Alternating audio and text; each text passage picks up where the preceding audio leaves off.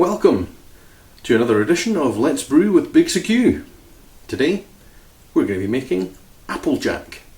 So Applejack is basically concentrated cider. It's achieved by freezing, a process known as fractional freezing or freeze distillation. Basically you take some cider that you've brewed, and this video assumes that you know how to brew cider. If you don't, then you can visit my blog. I'll put a link at the bottom of the screen, and I'll put one in the description. It's dundeebrewing.wordpress.com, and you'll find a recipe on there on how to make your own simple homebrewed cider. Once you've done that, come back and view this video. But if you know how to do this already, then we assume that you've got some cider ready to go, as I do. And it's finished fermentation now. I've put some sodium metabisulfate into it and some potassium sorbate. That's fermentation stopper, and Camden tablets, crushed Camden tablets, preservative and fermentation stopper. It's now entirely still. It's not going to ferment any longer. That's what you want. It's also been degassed as well from the fermentation process. So we're going to put 2 litre bottles. We're going to put roughly 2/3 of a 2 litre bottle. We're going to fill it with cider, and then we're going to put those bottles into the freezer for 24 hours. In 24 hours time, we're going to take the bottles and we're going to upend them into a container, and at that point, because alcohol freezes at a much lower temperature than water, the alcohol won't be frozen, and that will make its way out of the bottle. It'll take some of the water with it, it'll melt some of the water as it goes, but that will arrive in your container, whatever you've chosen to upend your bottle into. You should arrive with about 1/3 of the liquid that you'd started out with. So 2/3 of the liquid will remain in the bottle as ice, but there won't be any alcohol in it. It just tastes like vaguely appley water, I suppose. And you could just discard that. What you're looking for is what comes out, and that's called Applejack. So let's get started. Just got my bottles sterilised. I'll show you my cider, and then we'll get it siphoned out of the bottles and into the freezer. Here's the cider. So the cider is 7.9%, I believe it was, and it's in a big fermentation vessel that I've got, previously a big pretzel jar. I've got 9 litres of it, and I've cleared it down using finings, and you'll see right at the bottom there's the sediment, and this is it second racked. This was the primary. I've racked it from here into some buckets, cleaned out the primary, then put it back in here, cleared it down with finings.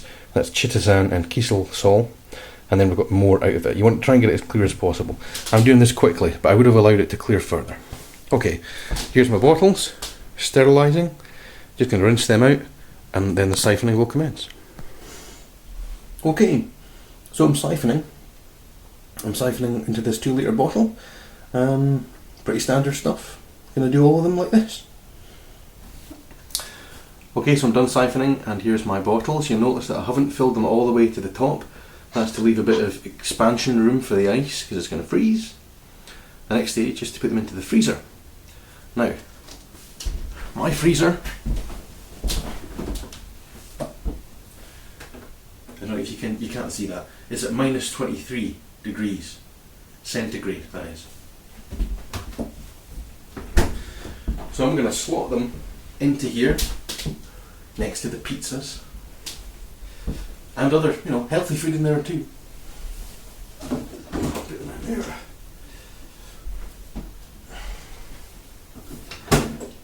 Okay, so there's the bottles, they're in there. 5 2 litre bottles. And oh look, a mozzarella and cheese and tomato pizza. That sounds good. Right, the next stage is to let these freeze at minus 23 degrees Celsius for 24 hours. It's 24 hours later now, and the bottles have been freezing in temperatures up to and including minus 25 degrees centigrade. And here's one of my bottles. See, it's totally frozen, except you've got already, for the malt liquor fans, you've got some of the alcohol and related water that hasn't frozen. We're about to drain that off. It's going to take about an hour and a half to 2 hours. And I'm going to upend these into a couple of smaller 5 litre fermentation vessels that I've got. So let's get it done. Here's the bottles, upended into a couple of 5 litre fermentation buckets that I got with a wine kit. As you can see, you've got 5 bottles, and already starting to get some drainage, not loads, but it'll happen slowly but surely. And we'll come back to this when we've got the finished bottle of Applejack. Okay, we're at the end of the road. Process is now complete. Here's some of my bottles in the fermenter, upended. As you can see, it's just ice. A little bit of colouring maybe, residual. So what have we got? We've got some Applejack. Let's have a look. I've got a litre bottle here. So from the 9 litres approximately of cider, I have approximately 2.25 litres of Applejack. That's a little less than I was expecting. I was expecting about 3 litres. So I don't know exactly how strong it is. I can't do a test, unfortunately, because the hydrometer scale doesn't go down that far. But what I will say is that because it's been reduced by roughly 2/3, a little more than 2/3, it started out at 7.9% cider, so it's going to be approximately about 24.5% alcohol by volume. Got a little here, I'm going to pour a shot.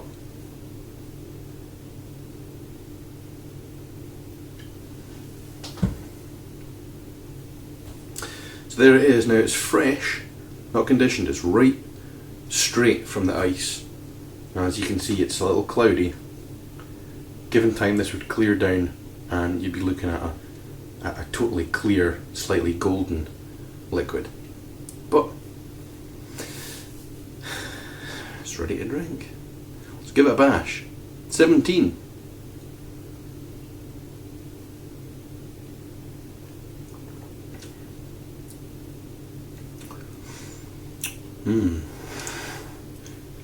That's some good stuff.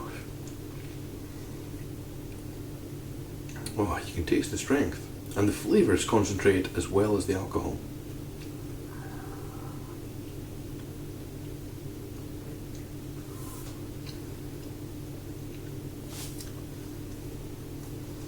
That's really good. So that, my friends, is how to make Applejack. Hope you enjoyed the video. Please subscribe and like the video because that helps me a lot. See you next time.